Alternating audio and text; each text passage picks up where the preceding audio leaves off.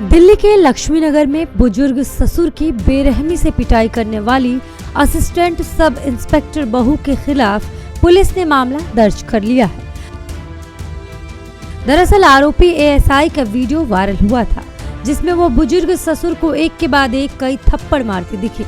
हैरानी की बात ये थी कि उस समय वहां लोकल पुलिस भी मौजूद थी, लेकिन किसी ने भी महिला के खिलाफ कोई एक्शन नहीं लिया। खबरों की माने तो विजेंद्र गुप्ता अपनी पत्नी के साथ लक्ष्मीनगर थाना इलाके में रहते हैं। विजेंद्र के बेटे की बहू दिल्ली पुलिस में एएसआई के पद पर डिफेंस कॉलोनी में तैनात है। वो अपनी मां के साथ आई और दरवाजे पर तोड़फोड़ करने लगी। बुजुर्ग दंपत्ति ने पुलिस को कॉल कर मामले की सूचना दी। सूचना पाकर मौके पर पुलिस पहुंची, जिसके बाद बहू अपनी मां के साथ घर में घुसी और अपने ससुर विजेंद्र पर पुलिस की मौजूदगी में थप्पड़ की बरसात कर दी। उसने कल 9 बजे करीब जाके दरवाज़ा फटना शुरू कर दिया। उसकी मदर बिमलेश भी साथ में थी। मैंने दरवाज़ा नहीं खोला, मैंने उठा के 102 नंबर पे फ़ोन किया पुलिस को। 15 मिनट बाद पुलिस आई। इतने दरवाजे के शीशे और जाली सब तोड़ चुकी थी। जब पुलिस ने आके करा, मैंने दरवाज़ा खोला कि हमारी सेफ्टी हो जाएगी, पर अंदर आने के बाद पहले तू मैं की कि मुझे मारना शुरू कर दिया। पुलिस वाला एएसआई था, अकेला ऊपर आया, बाकी नीचे खड़े थे। वो हमें पिटतो देखता रहा। मैंने कहा सर मुझे बचाओ, मैं आपकी सेफ्टी के मैंने अपने बुलाया है। तो मैं कहा कैमरा आपको कैद कर रहा है। उन्होंने फिर उठाकर उनको पीछे कर दिया। फिर उन्होंने मुझसे कहा इस बुड्ढे को थाने लेकर जाओ। वो ऐसा ही है, अपनी पुलिस का रौब दिखाती है, हमें निहायत परेशान करती है। उसको पुलिस की जो नौकरी मिली है कैसी बेस पे मिली है कि हम बुजुर्गों को मारे पीटे हमें परेशान करें। ऐसे आदमी को पुलिस में रहने का क्या राइट्स है? सर वो मैं कई बार पीट चुकी है, कई बार मारती क्यों है? क्या मामला है, मतलब क्या चाहती हो?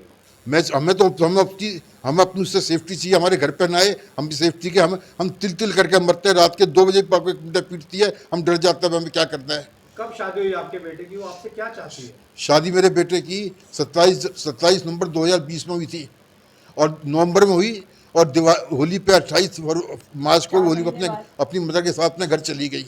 उसके बाद लौट कर नहीं आई।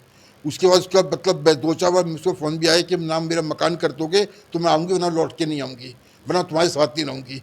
मैं लड़कियों का मेरे बेटे अपना घर बसाओ, हमारे साथ कब तक रहोगे? लड़के ने दुआर के मकान ले लिया किराए पे 10,000 महीना पे। अब वो 14 अप्रैल को मैं शिफ्ट कर गया। उसके जाने के ठीक 15-16 दिन बाद यहाँ से सारा अपना स्थिति धन टोटल सामान A to Z सब वो लेके चली गई। वहाँ जाने के बाद द्वारका में शिफ्ट किया। लड़के के दोस्त के यहाँ खाना खाया। मकान मालिक से चाबी ली, मेन गेट की भी ली और कमरे की भी ली। उसके बाद हाँ उसके साथ वो सामान अपना और अपने घर के साथ सामान लेके गई है। कल उसके साथ कौन था? कौन था उसके साथ में कौन था कल? अच्छा, वहाँ पे रात को उसकी मदर आ गई। मदर कल कौन था? कल उसके साथ उसकी मदर आई थी। और कौन था साथ में? उसकी खाली मदर थे, दोनों थी। मदर ने बहुत मारा मुझे। पीड़ित बुजुर्ग दंपत्ति ने बताया कि उनके बेटे अंकुर गुप्ता की शादी 2020 में बल्लभगढ़ की रहने वाली चंचल के साथ हुई थी। शादी के 4 महीने बाद ही चंचल अंकुर से विवाद करने लगी और अपने मायके चली गई। बुजुर्ग का कहना है कि मामले की शिकायत कई बार कर चुके हैं। इतना ही नहीं, हाई कोर्ट ने पुलिस को दंपत्ति की सुरक्षा पुख्ता करने के भी निर्देश दिए हैं, लेकिन पुलिस प्रशासन उनकी सुरक्षा नहीं कर रही है, जिससे उनके मन में बहू का खौफ बैठ गया है। सर वो पहले भी 17 जनवरी को आ चुकी है और उसने हमें पहले भी खूब मारने की कोशिश की है और मार कर भी गई है। हमने सारे केस भी डाले हुए हैं सर, और उस पर उसकी फ़ोटोग्राफ्स भी डाली हुई हैं। उन्हें हमें पहले हमारे घर में कैमरे नहीं थे सर, हमने अब बाद में कैमरे लगवाए हैं। और सर कल भी उसने यही किया, आती हमारे घर में तोड़-फोड़ शुरू कर दी, खूब गेट तोड़ा कि शीशे तोड़ दिए सर। हमने पुलिस को बुलाया तो पुलिस के सामने भी उसने मेरे पति को खूब मारा सर।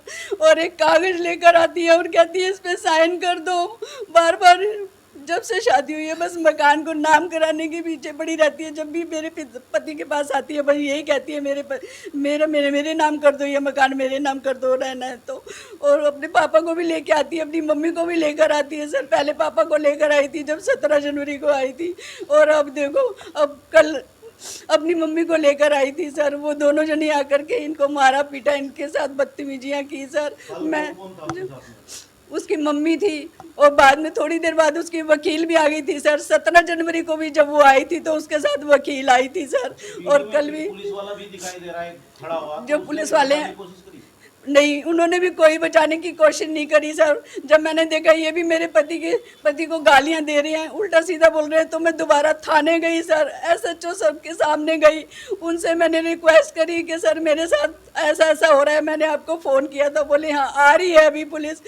मेरे को आधे घंटे तक वहाँ पर इधर उधर घुमाते रहे सर। जब बाद में वो 3 जने को लेकर के मैं यहाँ आई तो उन्होंने भी हमारे साथ यही कहा कि इसका राइट्स है, ये तो यहीं रहेगी, ये तो ऐसे ही करेगी सर। और हमसे कह रहे हैं तुम कोर्ट में जाओ, तुम कोर्ट में जाओ सर, ऐसे बोलते हैं। हम दोनों अकेले रहते हैं सर, बेटा यहाँ नहीं रहता है, बेटे को हमने बेदखल कर दिया था सर, तो वो वह यहाँ पर नहीं रहता है सर। जब कभी बीमार होता है तो अब क्या चाहते हैं आप अपनी उस बहू के खिलाफ, क्या चाहते हैं? हम तो यही चाहते हैं सर, हमें इंसाफ दिलाया जाए, हमें उनसे बचाया जाए सर। बार बार हमें परेशान करती है सर, हमें उनसे बचाया जाए। जब सोशल मीडिया पर महिला असिस्टेंट सब इंस्पेक्टर का वीडियो वायरल हुआ तो दिल्ली पुलिस ने एफआईआर दर्ज कर ली। साथ ही उसके खिलाफ डिपार्टमेंटल एक्शन लेने के लिए भी कहा गया। बता दें कि महिला एएसआई डिफेंस कॉलोनी थाने में तैनात है। डीसीपी ईस्ट प्रियंका कश्यप ने बताया कि आरोपी महिला एएसआई के खिलाफ कड़ी से कड़ी कार्रवाई की जाएगी। दिल्ली से नवोदय टाइम्स के लिए सुरिंदर सिंह की रिपोर्ट।